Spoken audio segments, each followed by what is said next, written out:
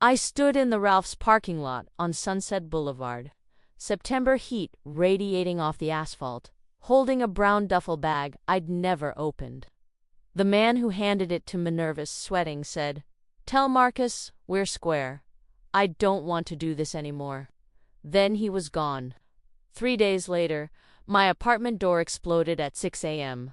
LAPD, guns drawn, shouting commands I couldn't understand through my terror. They dragged me out in handcuffs, neighbors watching, phones recording. 4 kilos of cocaine. 2 kilos of meth. $200,000 street value. In my closet. Marcus, the man I loved, the man I'd trusted, had vanished. His phone, disconnected. His apartment, rented under a fake name. He was a ghost, and I was going to prison for his crimes. The Los Angeles sun filtered through the blinds of my studio apartment in Koreatown, painting golden stripes across the worn carpet. I stood in front of the mirror, adjusting my waitress uniform for the 3rd time, trying to smooth out wrinkles that wouldn't disappear. At 28, I'd imagined my life would look different. I'd pictured a career, maybe a house, definitely more than barely making rent each month. But here I was, about to start another double shift at the diner on Western Avenue, pouring coffee and forcing smiles for tips that never seemed enough. My phone buzzed. "Morning, beautiful."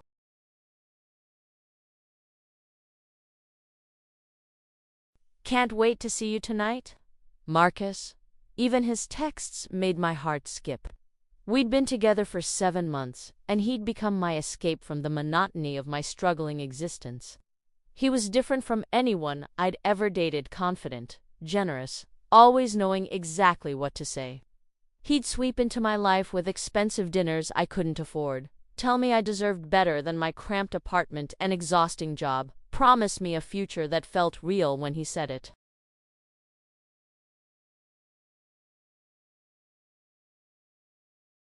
"You're too smart for this," he'd tell me, watching me count my tips at the end of a shift.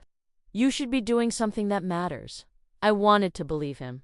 God, I wanted to believe someone saw more in me than a tired waitress with community college credits she couldn't afford to finish. The apartment building's walls were thin enough that I could hear Mrs. Chen's television through the ceiling, and the couple next door arguing in Spanish.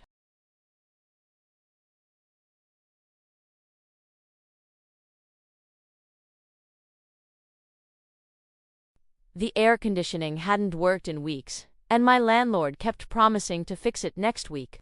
I'd grown used to sleeping with the window open, the sounds of Los Angeles at night, sirens, car horns, distant music becoming my lullaby. Marcus had appeared at the diner 6 months ago, sitting in my section, leaving a $100 tip on a $12 check.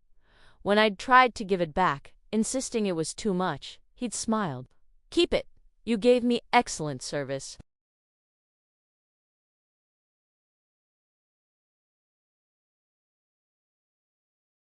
He started coming in regularly.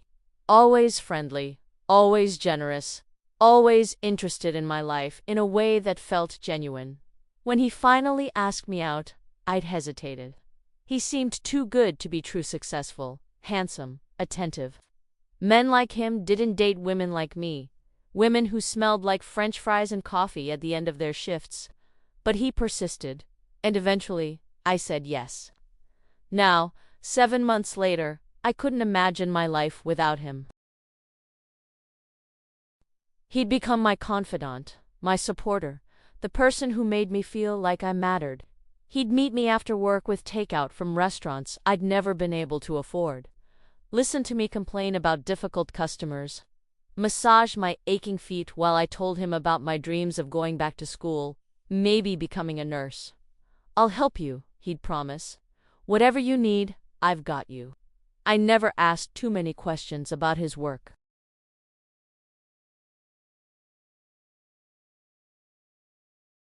He said he was in import-export, dealing with international suppliers, managing logistics.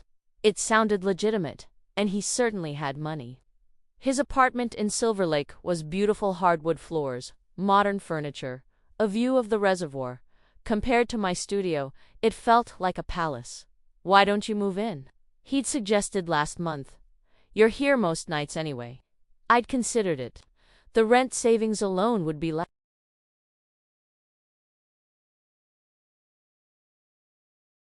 But something held me back. Some instinct I couldn't quite name. I loved him at least. I thought I did, but moving in felt like crossing a line I couldn't uncross. Soon, I'd promised. Let me think about it. He hadn't pushed, just kissed my forehead and said, "Whenever you're ready, baby, no pressure." That morning, running late for my shift, I grabbed my keys and bag, glancing one more time at my reflection. I looked tired. The bags under my eyes had become permanent fixtures, and I'd lost weight I couldn't afford to lose. The stress of making ends meet, of wondering if I'd ever get ahead, was wearing me down. My phone buzzed again. "Need a favor tonight?" "Nothing big. I'll explain when I see you." Marcus often asked for favors. Small things, picking up a package from a friend, dropping something off at a location, holding onto a bag for him while he handled business.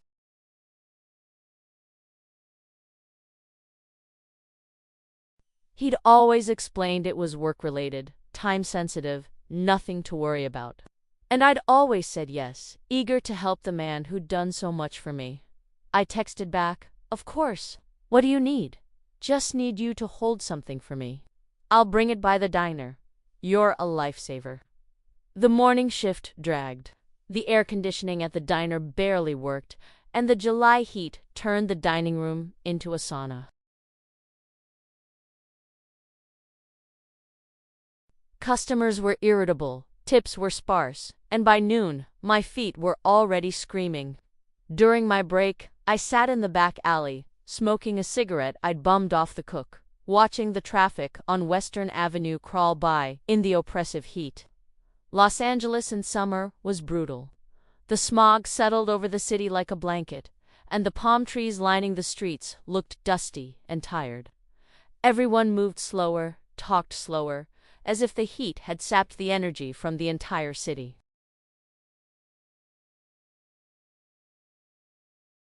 Marcus arrived during the dinner rush, sliding into a booth with his usual easy smile.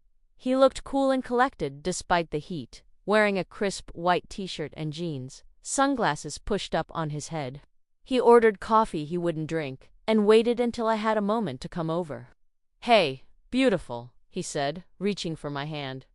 "Rough day, always," I sighed, sliding into the booth across from him for a stolen moment. "What's this favor?"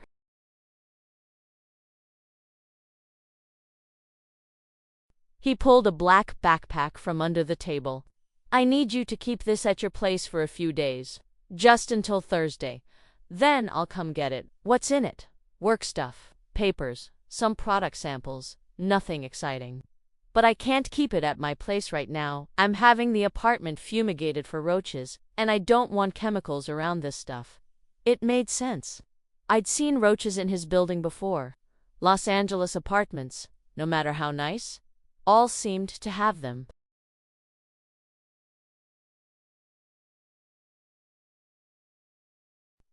"Sure," I said, taking the backpack. It was heavier than I expected. Thursday, he confirmed, kissing my cheek. "You're the best, you know that." After my shift, I walked home through the sticky evening heat, the backpack slung over my shoulder. I didn't look inside. Why would I? I trusted Marcus. He'd never given me a reason not to. That trust would cost me everything. Thursday came and went. Marcus didn't pick up the backpack. When I called, he apologized, said something came up, he'd get it Monday for sure. I moved the bag from my living room to my bedroom closet, tucking it behind my winter coats I never used in Los Angeles. Monday became next week. Next week became 2 weeks. The backpack sat in my closet, forgotten between my shifts and rare days off. Marcus seemed distracted lately, answering my calls less frequently, canceling plans last minute. "Everything okay?" I asked one night when he actually showed up at my apartment. It was past midnight, and he looked exhausted. Business is crazy right now, he said, collapsing onto my futon. I'm dealing with some difficult suppliers. Nothing to worry about. But I was worrying. The man who'd been so attentive, so present, was becoming distant. When we were together, he seemed preoccupied, checking his phone constantly, sometimes leaving suddenly with vague explanations. Are we okay? I asked, hating how needy I sounded. We're fine, baby. I'm just stressed. Come here. He pulled me close, and I let myself believe him. What else could I do? I'd built my emotional life around this man. Let him become my anchor. The thought of losing him terrified me more than it should have. The favors continued. Drop this package at a corner store in Van Nuys. Pick up an envelope from a guy at a gas station in Inglewood. Hold this bag for a few days. Meet someone at a parking lot in Glendale and hand them this box. Each request seemed innocent enough, urgent enough, reasonable enough. You're saving my life, he'd say. I don't know what I'd do without you. I craved those words, that validation. In a life where I felt invisible and unsuccessful, being needed by Marcus made me feel valuable. My coworker Denise noticed the change. She'd worked at the diner for 15 years, raised 3 kids on tips and willpower, and had radar for trouble. That man of yours, she said one afternoon, while we rolled silverware, what's he do again? Import-export, I answered automatically. Hom, her tone suggested skepticism. And these errands he's got you running? Just helping him out. He's been good to me. Baby, I've seen good men, and I've seen men who use good women. You sure you know which one he is? I bristled.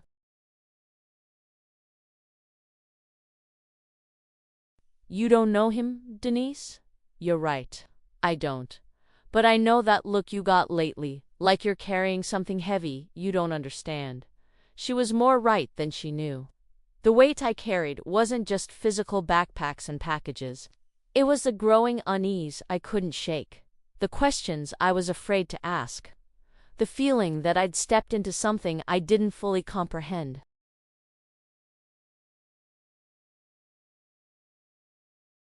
One evening in late August, Marcus showed up at my apartment with Chinese takeout and an apologetic smile. We'd barely seen each other in 2 weeks, and I'd started to wonder if we were falling apart.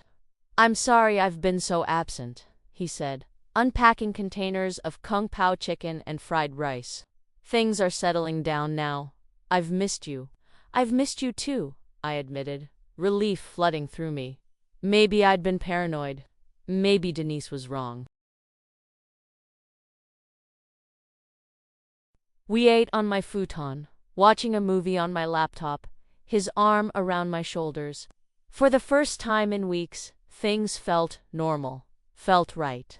I need one more favor, he said during a commercial break. Last one for a while, I promise. What is it? There's a guy I need you to meet tomorrow. He's going to give you a package, and you'll bring it back here. Just for the weekend, then I'll grab it Monday. Marcus, I hesitated, that uneasy feeling creeping back. What's in these packages? Business materials, import documents, product samples, boring stuff. Then why can't you handle it yourself? His expression shifted, just slightly. The warmth dimmed. Because I'm asking you for help. I thought we were a team. The guilt was immediate.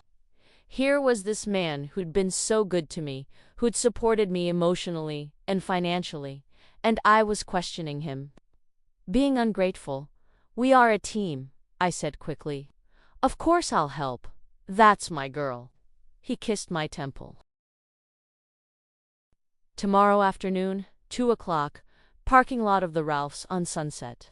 Black Honda Civic, license plate 7TYU984. Guy's name is Carlos. He'll give you a brown duffel bag. Easy. The next afternoon, I stood in the Ralph's parking lot, the September sun beating down on the asphalt. The air smelled like exhaust and hot garbage from the dumpsters behind the store. I was nervous, though I couldn't articulate why. This was just another favor, another errand. The Honda Civic pulled up exactly at 2. A thin man with nervous eyes got out, looked around the parking lot, then walked over, holding a brown duffel bag. "You, the girl?" he asked. "I guess so." He shoved the bag at me. "Tell Marcus we're square now. I don't want to do this anymore." Before I could respond, he was back in his car, pulling out of the parking lot fast enough to leave rubber marks. The duffel bag was heavy, heavier than the previous packages.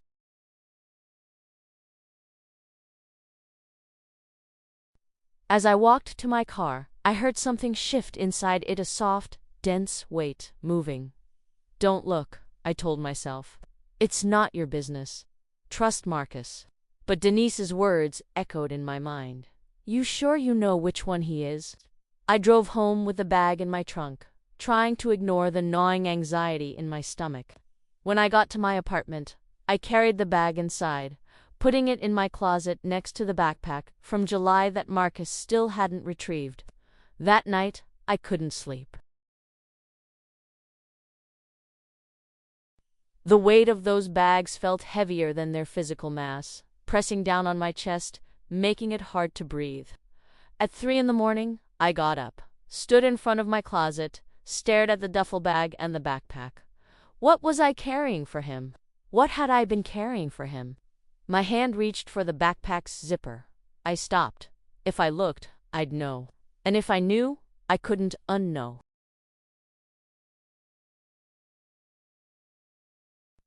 My relationship with Marcus, my belief in him, the future I'd imagined, it all hinged on not looking, on maintaining this willful ignorance.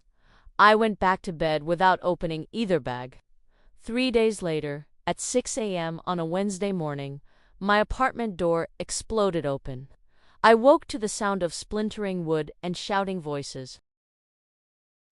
Before I could process what was happening, 3 people in dark jackets stormed into my studio, guns drawn, voices overlapping in commands I couldn't understand through my terror. "LAPD, get on the ground. Hands where I can see them." I fell off my futon, hitting the floor hard, arms extended, whole body shaking. This couldn't be real. This had to be a nightmare. But the handcuffs that closed around my wrists were very, very real. The Miranda rights sounded distant, like they were being read to someone else, not me. I sat in the back of the police car, still in my pajamas and old t-shirt and shorts, watching my neighbors gather on the sidewalk, phones out, recording my humiliation. Mrs. Chen covered her mouth with her hand. The Spanish-speaking couple stood with their arms crossed, shaking their heads. I'd become the morning's entertainment, the criminal being perp-walked from apartment to B. "Where's Marcus?"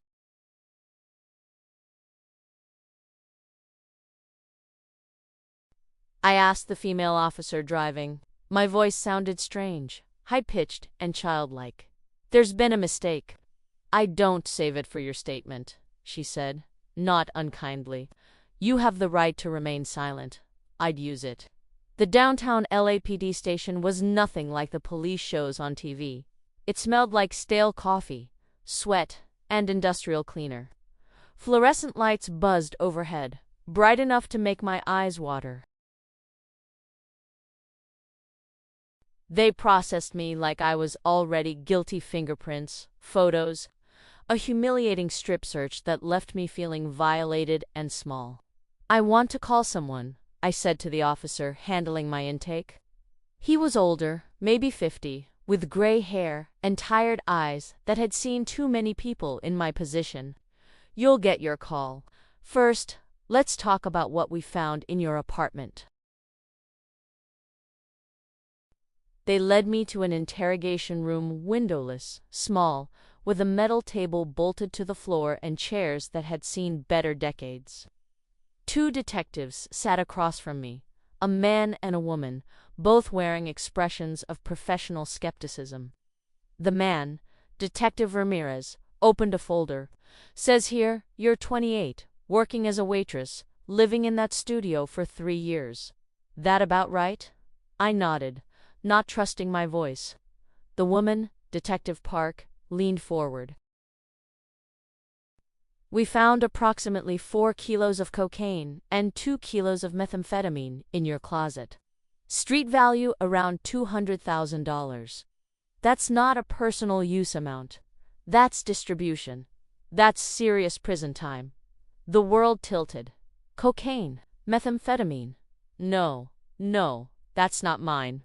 Those bags aren't mine. They were in your apartment, in your closet. They're my boyfriend's. Marcus asked me to hold them for him. I didn't know what was inside. I swear to God, I didn't know. Detective Ramirez exchanged a glance with his partner. What's Marcus's last name? Ribetan Marcus Ribetan address. I gave them his Silver Lake address, my hands shaking so badly I had to clasp them together under the table. Phone number. I recited it from memory, watching them write it down. Detective Park's expression softened slightly. How long have you been together? 7 months? And he asked you to hold packages for him. How many times? I don't know. Maybe 10 times.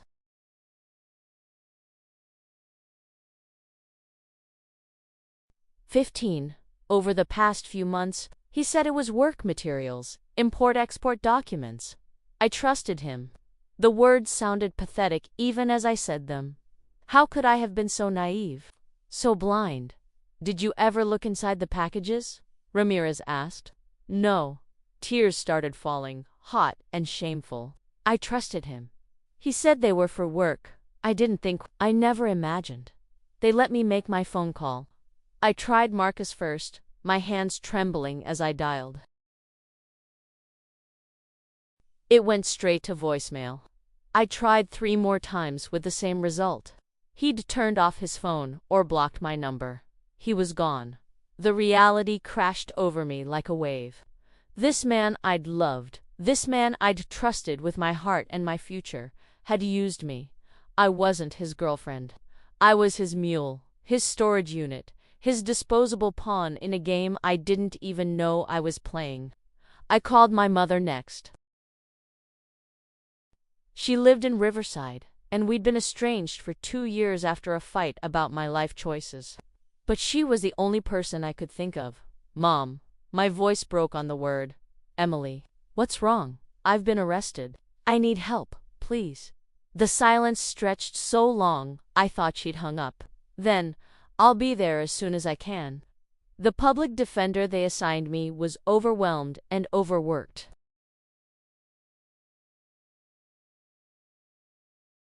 Her name was Sarah Chen, and she met with me for exactly 15 minutes in a gray room that smelled like anxiety and defeat. Here's the situation, she said, flipping through my file. They have you on possession with intent to distribute, which carries 10 to 20 years in California. You're claiming the drugs belonged to your boyfriend, but he's vanished. No one at his apartment building recognizes the name Marcus Rivera.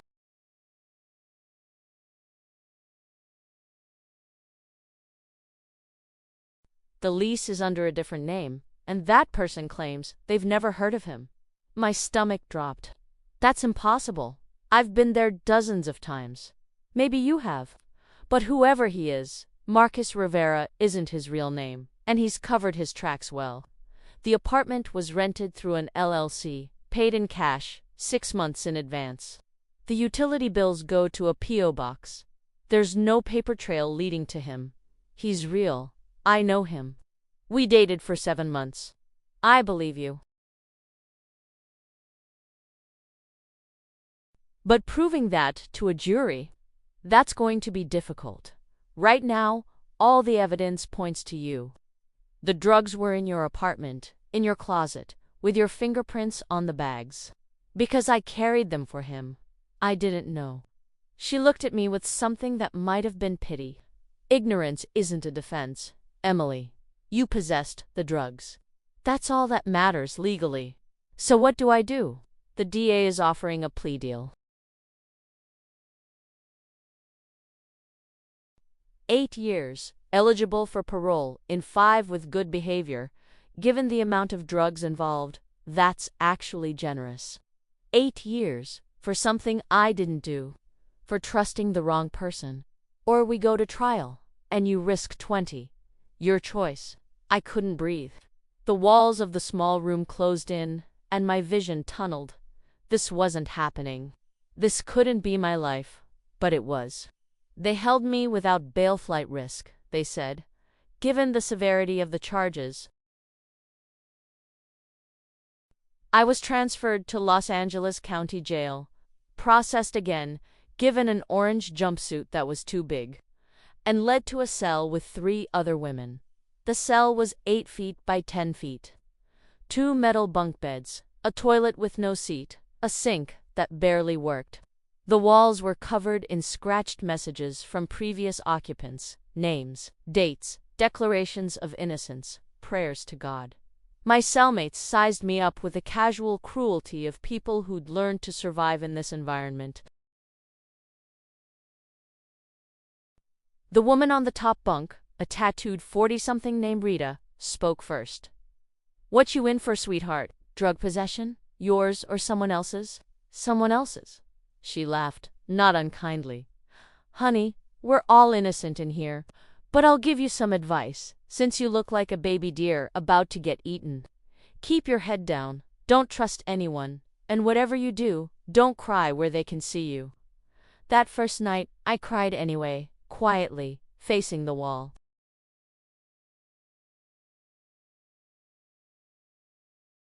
I thought about Marcus, about every moment we'd shared, analyzing each interaction for clues I'd missed. The signs had been there: his vague job description, the irregular hours, the cash payments, the requests to hold packages. I'd chosen not to see them, chosen to believe the fantasy over the reality. Denise had tried to warn me. My own instincts had tried to warn me. But I'd wanted so badly to be loved, to be valued, to escape my disappointing life, that I'd ignored every red flag. Now I was here, in a jail cell, facing years in prison for crimes I didn't commit but had facilitated through my willful blindness. The question that haunted me through that endless night wasn't why Marcus had betrayed me. It was why I'd betrayed myself. Time moved differently in jail. Days blurred into weeks, each one identical to the last.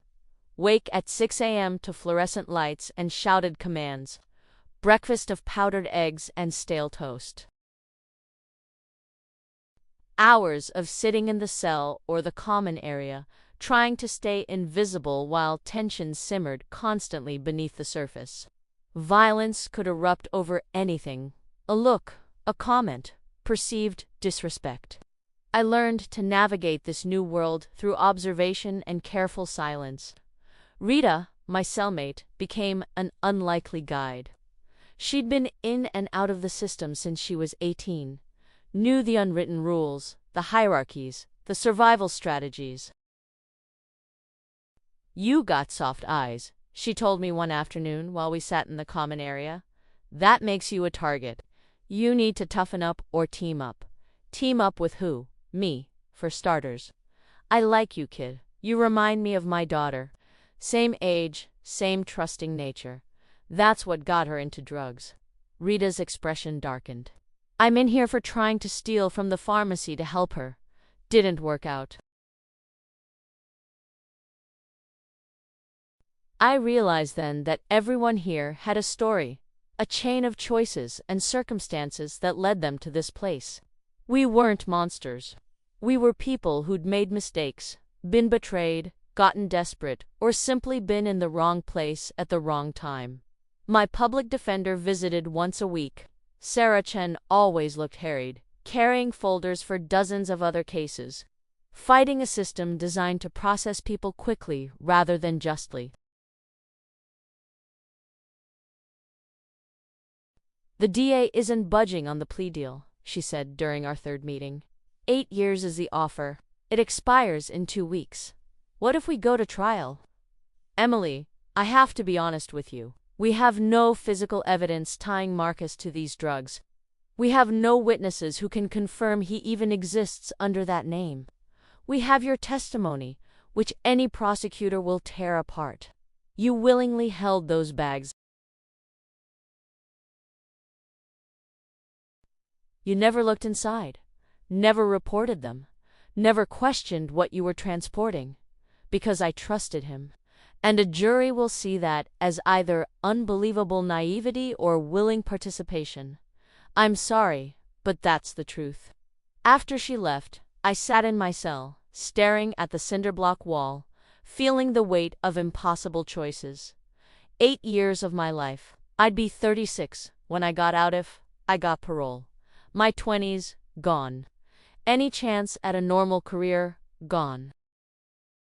The stigma of being a felon, permanent. But 20 years if we lost at trial. That was worse. That was my entire adult life. Take the deal, Rita advised. 8 years with good behavior. You could be out in 5. That's survivable. 20 years. That's a death sentence for someone like you. I spent 2 sleepless nights wrestling with a decision. On the 3rd night, lying in my bunk, I overheard a conversation in the next cell. A woman named Carmen was talking to her cellmate about her case. My lawyer found surveillance footage from the store where my ex claimed I wasn't. Proves I couldn't have been at the drug deal. They're dropping the charges. Surveillance footage. The thought hit me like electricity. Marcus had met me at the diner dozens of times. There were security cameras there, and the parking lots where I'd picked up packages most major stores had cameras.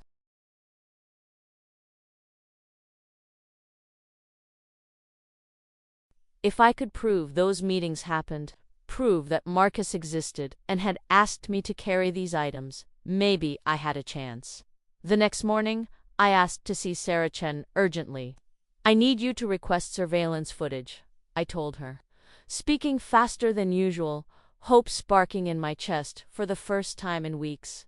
From the diner, where I worked. From the Ralph's parking lot, where I picked up the last package.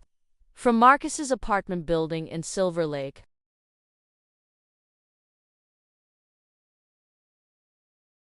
If we can show the meetings happened, show that he existed, that he handed me these bags, Emily, she interrupted gently. I've already requested footage from several locations you mentioned. Most places only keep recordings for 30 to 60 days. Your arrest was in September. The meetings you're describing happened in July, August. The footage is gone. They record over old files to save storage space. The hope extinguished as quickly as it had ignited. All of it, everything's gone.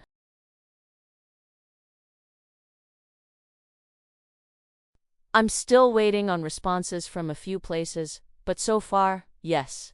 I'm sorry. I felt something break inside me then.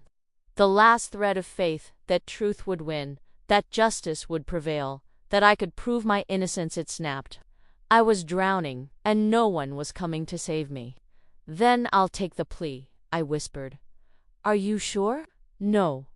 I wasn't sure of anything anymore, but what choice did I have? Yes, the plea hearing was perfunctory. I stood before a judge, stated my name, confirmed I understood the terms.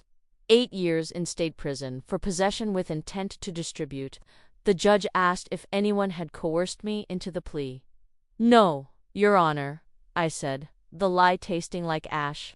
My mother sat in the back of the courtroom. When I glanced at her, she was crying silently, a tissue pressed to her mouth. We'd reconciled somewhat during my time in county jail, her visits the only light in the darkness. She still didn't fully understand what had happened, still asked questions I couldn't answer. How could you not know? How could you be so stupid? I didn't have good answers. How do you explain to someone who's never been that desperate for love, that lonely, that eager to believe someone saw value in you? They transferred me to California Institution for Women in Corona 3 weeks later. The prison was an hour from Los Angeles, surrounded by dry hills and barbed wire fences.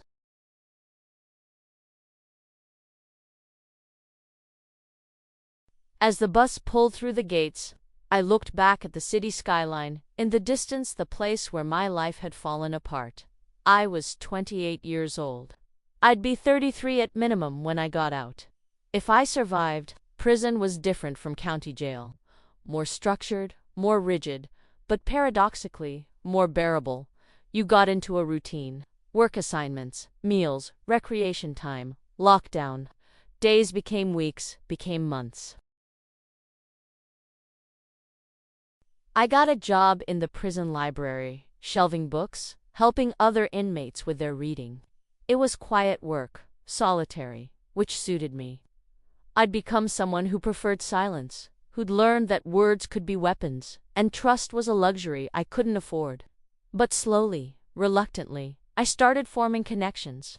There was Teresa, serving 12 years for embezzlement, who'd stolen money to pay for her son's cancer treatment.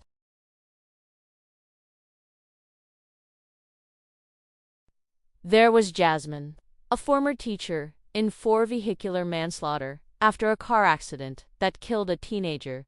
She hadn't been drunk, just distracted for 3 seconds, and now she'd lost everything. There was Kim, who'd been caught with drugs her ex-boyfriend planted in her car during their breakup.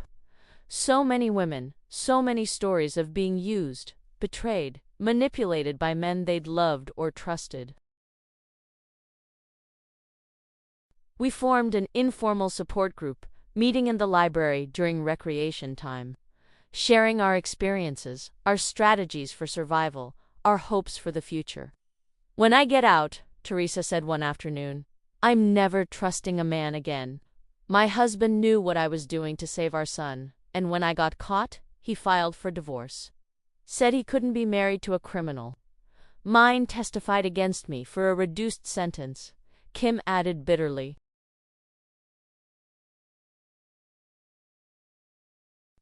Told the court I was the drug dealer, that he was just a victim. They believed him.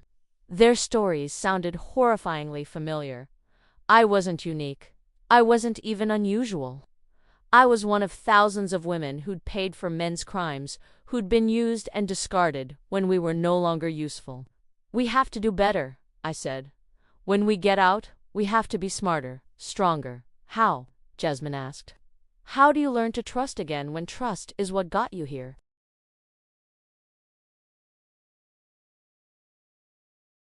"Maybe we don't trust blindly," I suggested. "Maybe we ask questions. Look for answers. Stop ignoring red flags because we're desperate for love or validation." "That's a nice speech," Kim said. "But will you actually follow it?" I didn't know, but I knew I had to try. In my second year, Rita, my old cellmate from county, arrived at CIW. She'd violated parole and been sent back. When she saw me in the yard, she grinned. "Kid, you made it." "Knew you would." "Barely," I admitted. That's all that matters. One day at a time, right? We fell back into an easy friendship. Rita had a way of cutting through bullshit, of seeing things clearly. She'd lived hard, made mistakes, but she owned them without excuse or self-pity. "You still beating yourself up about that boyfriend?" she asked one day. "Every day? Stop it. You made a mistake. You're paying for it. That's enough. Don't carry his crimes and his guilt." How do I let it go? By choosing to be stronger than what happened to you. It sounded simple. It wasn't, but I tried. Day by day, I worked on rebuilding myself from the ruins of who I'd been. I read books about psychology, about manipulative relationships, about recognizing red flags. I took every self-improvement class the prison offered. I wrote letters to my mother, slowly mending that relationship. I volunteered to mentor new inmates, helping them navigate the system, sharing what I'd learned, and I waited. Counted down the days, held on to the hope that somewhere beyond these walls, I'd get another chance at life. 3 years and 8 months into my sentence, something unexpected happened. Sarah Chen, my former public defender, requested a visit. She looked older than I remembered, more tired, but there was an energy in her movements that hadn't been there during my trial. "Emily," she said, sitting across from me in the visitation room, "I have news. It's complicated, but it might be good."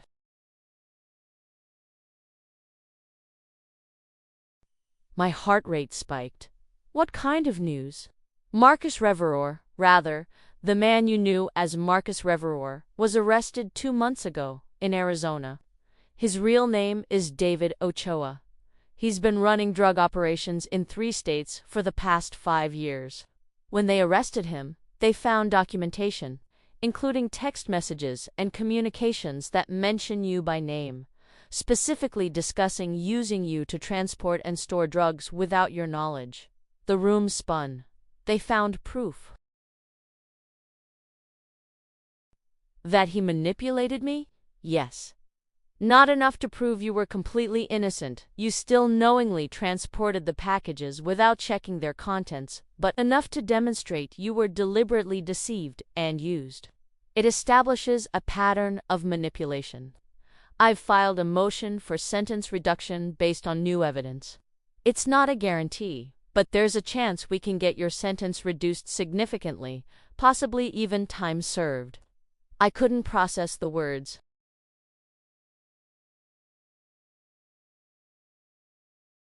After nearly 4 years of believing I'd spend 8 years in prison, the possibility of freedom felt unreal, like touching something I wasn't allowed to have. "How long?" I managed to ask. "How long until we know? The hearing is in 6 weeks. I'll need you to testify, to explain the relationship, how he manipulated you. Are you willing to do that?" Yes. The word came out as barely a whisper. Yes, absolutely. Those 6 weeks were the longest of my life. Hope was a dangerous thing in prison. It could sustain you or destroy you. I tried not to let myself imagine freedom too vividly, but at night, alone in my cell, I couldn't help it. I pictured walking out the gates, breathing air that didn't smell like institution, making my own choices about when to wake up, what to eat, where to go. The hearing took place on a cold February morning. They transported me to the courthouse in chains, a reminder that I was still an inmate, still a criminal in the eyes of the system. The courtroom was mostly empty, just Sarah, the prosecutor, a few court staff, my mother in the back row. Sarah had prepared me extensively. She'd shown me the evidence-text messages between David Ochoa and his associates, explicitly discussing me. She doesn't know anything, perfect for transport. Keep her ignorant, easier that way. If anything goes wrong, she's the fall guy. Reading those messages had been like opening old wounds. But it also validated everything I'd believed about being used, being manipulated, being seen as disposable. The prosecutor argued that I'd still committed the crime, that ignorance wasn't innocence, that reducing my sentence would set a bad precedent for others who claimed they were tricked into drug trafficking.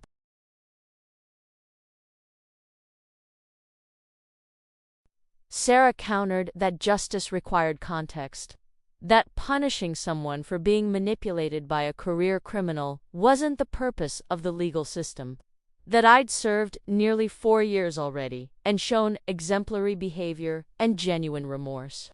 Then it was my turn to testify. I walked to the stand, raised my right hand, swore to tell the truth. Looking at the judge, a woman in her 60s, with sharp eyes and a nonsense expression, I felt simultaneously terrified and determined. "Ms. Rodriguez," she said, "tell me about your relationship with David Ochoa." And I did. I told her everything. Meeting him at the diner, how he pursued me, how he made me feel valued and loved, the gradual requests for favors that seemed innocent, my growing unease that I suppressed because I didn't want to lose him, the morning of my arrest, the realization that I'd been nothing but a tool to him. "Did you know the packages contained drugs?" the judge asked. "No, Your Honor."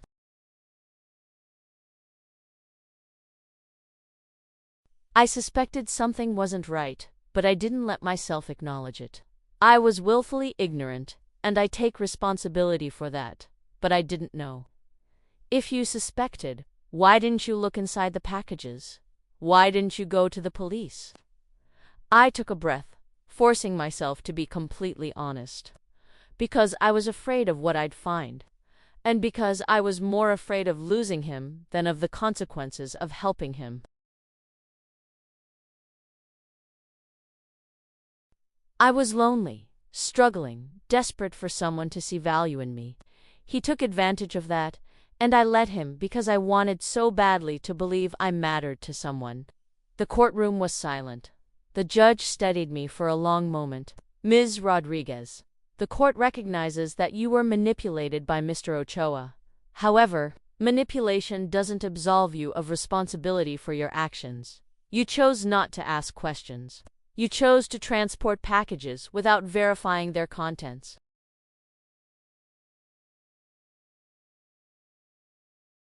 Those choices had consequences. My heart sank. She was denying the motion. That said, she continued, the evidence clearly shows that Mr. Ochoa specifically targeted you for your naivety and vulnerability. He deliberately kept you ignorant. And you've served nearly 4 years with exemplary behavior, completed multiple rehabilitation programs, and by all accounts, have used your time to better yourself and help others. She paused, looked down at her papers, then back at me. I'm reducing your sentence to time served. You'll be released within the week, pending completion of standard exit procedures. You'll serve 3 years of supervised probation and complete 200 hours of community service. Violate any terms of your probation, and you'll serve the remainder of your original sentence. Do you understand? I couldn't speak, couldn't breathe. My mother sobbed from the back row. Ms. Rodriguez, do you understand? The judge repeated. Yes, I choked out. Yes, Your Honor, thank you. Don't thank me.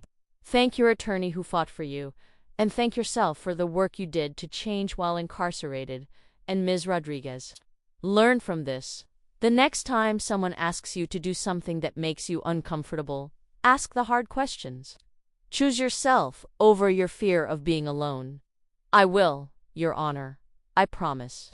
5 days later, on a Thursday morning in late February, I walked out of California Institution for Women.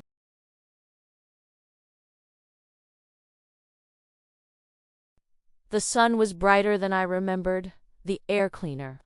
My mother waited by her car, arms open, and I fell into them, crying for the first time in months. Welcome back, Mia, she whispered. Welcome back. Reintegrating into society was harder than I'd anticipated. I was 31 now, with a felony record, a 4-year gap in my employment history, and trauma that manifested in unexpected ways. Loud noises made me flinch. Crowds triggered anxiety. Making decisions, even small ones like what to order at a restaurant, paralyzed me. I moved in with my mother in Riverside temporarily while I figured out my next steps. Finding a job with a criminal record was nearly impossible. Applications that asked about convictions meant automatic rejections. I worked at a temp agency, taking whatever assignments they gave me: data entry, warehouse packing, cleaning offices at night. But slowly, I rebuilt. I started therapy, working through the trauma of my relationship with David, my time in prison, my guilt and shame. I reconnected with Denise from the diner, who'd never given up on me, who'd written letters throughout my incarceration.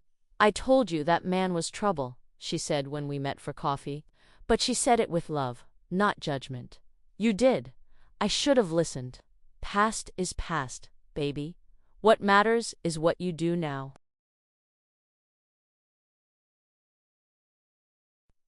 Six months after my release, I enrolled in a community college program for medical billing and coding.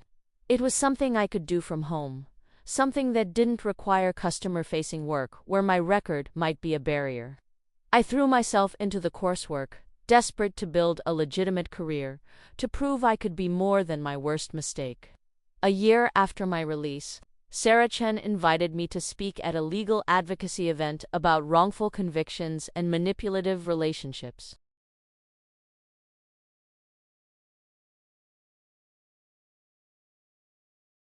I almost declined the thought of standing in front of people, telling my story. Admitting my mistakes publicly terrified me. But I went, and standing at that podium, looking at an audience of lawyers, advocates, formerly incarcerated people, I found my voice. "I'm not here to say I'm innocent," I began. "I'm not. I made choices that put me in prison, even if I didn't fully understand what those choices meant. But I'm here to say that our justice system often fails to distinguish between predators and prey, between career criminals and people who made mistakes while being manipulated." I told my story, all of it. The loneliness that made me vulnerable, the manipulation I'd ignored, the willful blindness that cost me for years of freedom, the women I'd met in prison who had similar stories, the systemic failures that punished victims almost as harshly as perpetrators.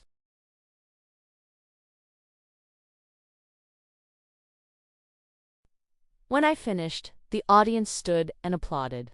Afterward, 3 women approached me, each with tears in their eyes, each with a story of being manipulated by men they'd trusted. "Thank you for sharing," one of them said. "I thought I was the only one stupid enough to fall for it." "You're not stupid," I told her firmly. "You were human. You wanted love. That doesn't make you stupid. It makes you human." That conversation changed something in me. I realized that my experience, painful as it was, could help others.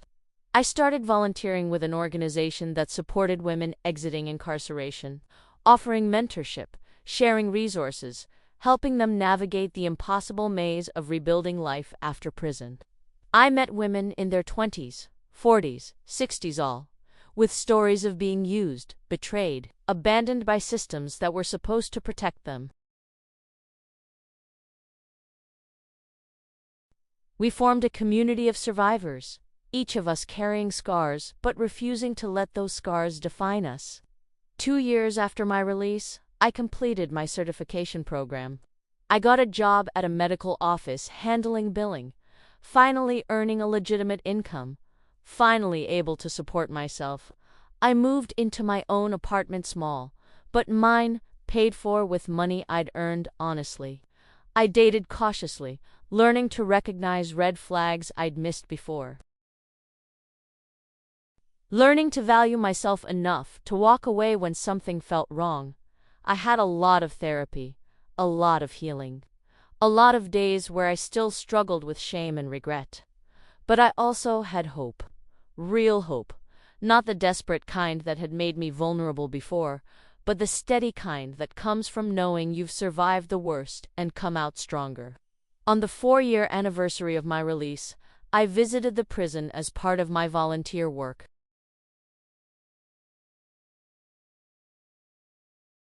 I met with a young woman named Ashley, 26, serving 8 years for almost exactly what I'd done, holding drugs for a boyfriend who'd vanished.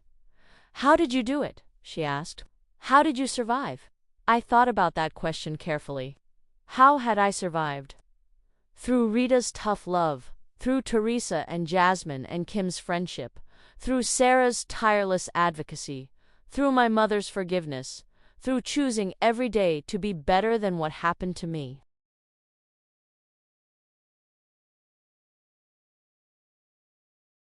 "One day at a time," I told her.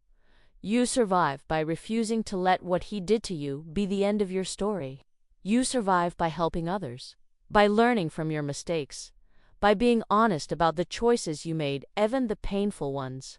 You survive by forgiving yourself for being human. Will it get easier?" I smiled, sad and knowing. Eventually, not quickly, not easily, but yes, it gets easier. Driving home that evening, I thought about Marcus David Ochoa for the first time in months. He'd been sentenced to 35 years in federal prison. Part of me wanted to feel satisfaction, wanted revenge. But mostly, I felt nothing. He'd stolen 4 years of my life, but I refused to give him any more power over me. My life wasn't perfect. I still struggled with trust issues, still had moments of panic or doubt. But I had a job, an apartment, relationships I'd rebuilt. I had purpose, helping women like me navigate the impossible journey of rebuilding after betrayal and incarceration. I'd lost for years, but I'd gained something to clarity about who I was, what I deserved, what I'd never accept again. I'd learned that love shouldn't require you to ignore your instincts. That trust should be earned, not given blindly. That being alone was better than being with someone who made you small. The woman who'd stood in her Koreatown apartment 7 years ago. Desperate for validation and love, afraid of her own life, she was gone.